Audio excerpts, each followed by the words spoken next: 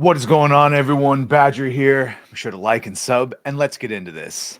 And this, of course, is Albert Kim, the showrunner for Avatar: The Last Airbender under Netflix, has given this 100% cope article with THR trying to explain away why he failed in a lot of parts of adapting the characters. And no matter how many times he says the lie of, we kept the spirit. No, you didn't. No, you fucking didn't. So let's go here. The live action series adaptation of the popular animated show Avatar: The Last Airbender has been a long time coming. Blah, blah, blah, blah, blah. Let's get to the interview. Do you remember your first? And this isn't even it. I don't care. Okay. When the original creators of Avatar: The Last Airbender left their position as showrunners on this series over creative differences, it created a lot of discussion among fans about the validity of the Netflix adaptation. I'm curious if you had spoken to them at all, or if their experience gave you any pause on coming on board this iteration. Remember, this is a guy who says he's a fan of the original. They were still involved when I first joined.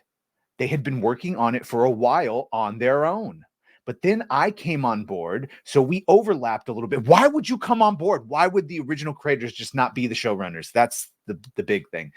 I got the chance to talk to them a little bit about the show, everything from their vision and what I thought should be done. What I thought should be, hey, hi, original creators adapting their fucking show. Let me tell you what I think needs to be done. Everything from their vision and what I thought should be done to me geeking out about being able to talk to the original creators. So we worked together for a little while, and then they decided they needed to leave, and that was a personal decision on their part. I wonder why they decided to leave. Could it be that you, for some reason, had more clout than them, and you kept wanting to do dumb shit that they disagreed with, and they got tired of fighting you, and so they gave up and left? And now you're going to focus, oh, it's a personal decision.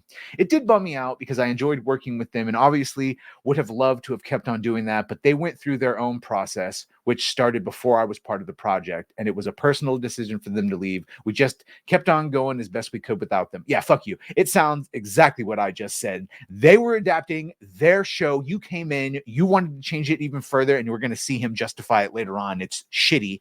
I wanted to talk to you a little bit about the casting process because I think it's clear from the series that you cared about authenticity. Try not to throw up during this next part. It was great to see this Asian and indigenous cast populating the show, and I imagine it was somewhat challenging to retain the authenticity and also find young actors who could embody the spirit of these characters and also perform the martial arts bending moves. Yeah, it was a tall order to fill these roles. As you said, we were committed to authenticity, even though you weren't very authentic. Not just to the cultures that inspired the characters, but to the characters themselves. In addition to looking at Asian and indigenous communities for these actors, we also wanted people who were close to the age of the characters. So that meant finding a 12-year-old or someone close to 12 to play 12, which limits your options. And the other challenges we had was the whole casting process was conducted in top secret. So they couldn't show it was Avatar, couldn't know it was Avatar, rather.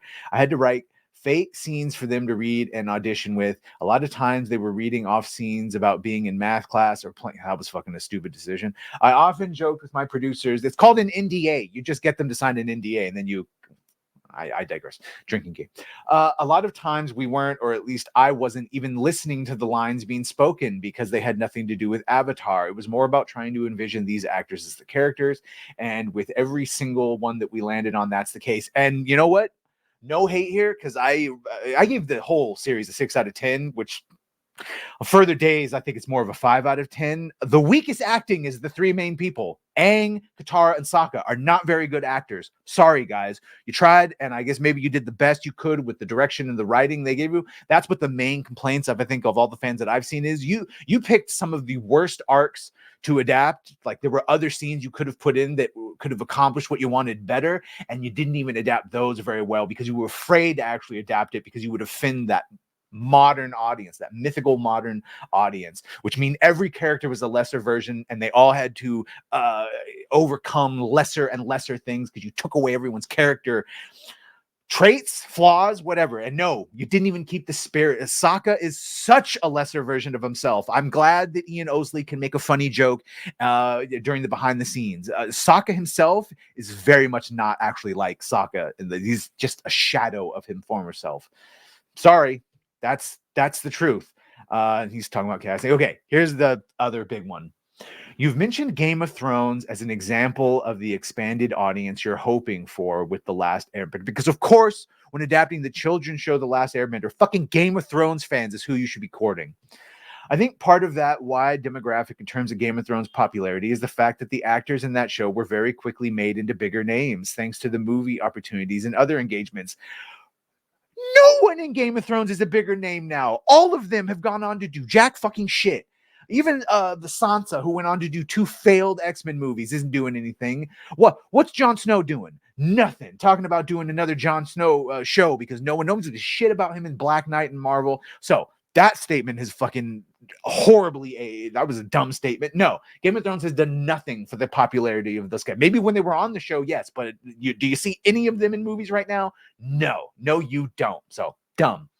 I'm sure you know that despite some recent changes, there was still a struggle in Hollywood in terms of studios making good on the potential star power and versatility of Asian American indigenous actors. How he said that without throwing up, I don't know. We know inclusion. This is why inclusion standards are so disgusting. He's even with them and he's still fucking bitching and talking about indigenous American. Hi, everything, everywhere, all at once. Thank you. Bye. I feel this show is a really good opportunity to showcase their versatility even beyond Avatar. Because remember, only Asian American indigenous actors have versatility that need to be showcased.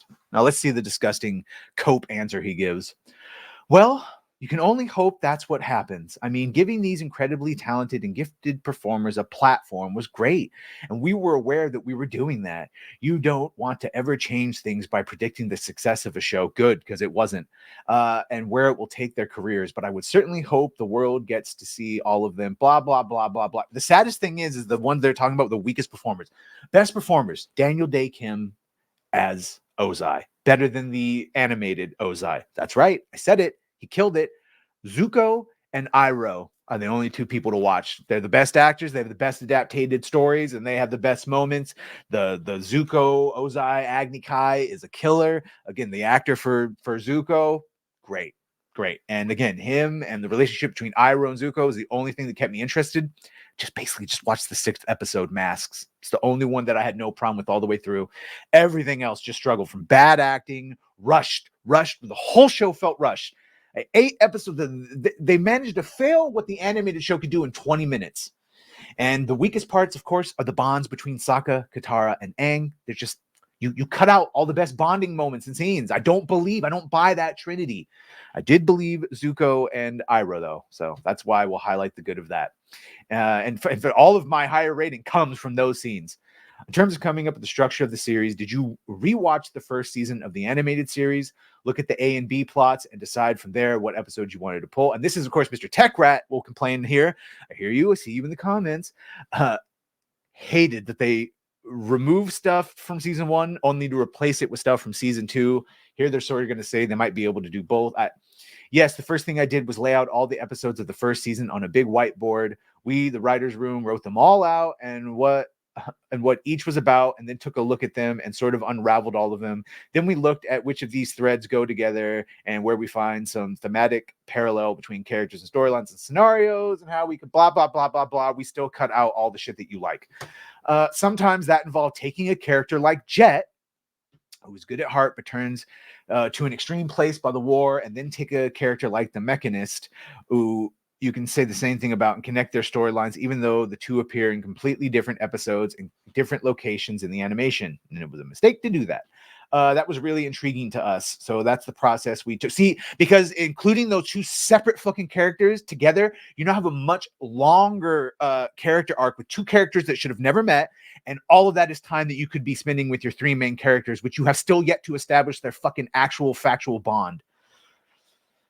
That was really like when Aang hugs them. Oh, my friends. I didn't buy it. I did not buy that connection whatsoever. It was really intriguing to us of that process we took in shaping the structure and bringing characters together to create new turns in the story. Well, I'm glad you enjoyed it. You're probably still catching your breath from the first season while planning the structure of season 1. Did you think about future seasons in terms of, if we use this storyline here, we can move this one to season 2? Nothing as directly as that. We pulled certain elements from season 2 into season 1, say like Zula and a couple of understory elements that fans will recognize. So we were borrowing a little bit there, and there's nothing to say that the process can't go both ways. There's nothing to say that we can't use things that we left out of season 1 in later seasons, but there's no deliberate plan to do that. There's no, well, we'll leave this story out of season 1 and use it. Yeah, because why would you plan it out that detailed? You just fucking winged it. We left the door open for that possibility because, you know, a true, he's not saying anything, a true fan that gave a shit here would have meticulously planned out everything you did. And you knew if you took something out, you knew you were going to put it in later, not like, we left the door open. When you think about the show as a whole, do you see it in terms of the 3-season arc that the animated show went with?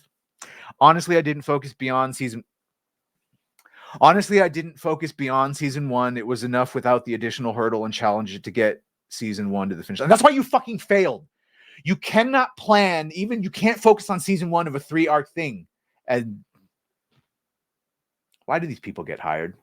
In terms of that was a rhetorical. I know why. In terms of bringing animation to live action, what was the biggest challenge in your eyes? I don't even want to hear what he says anymore. He's a dummy. He's a dummy. He failed in his adaptation. If you want to read the rest of his cope, it's on thehollywoodreporter.com. I'm done with it. That just angered me.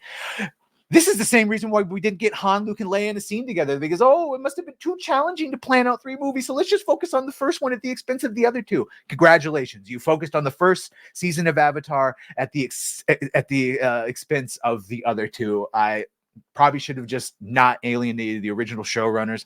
Let me know what you think of this in the comments. Like, share, subscribe. If you've done that, thank you. If you're gonna do that, thank you. And go fuck yourself, Albert Kim. Do better on the 2nd season. You've got to do better, showrunner. Well, bye.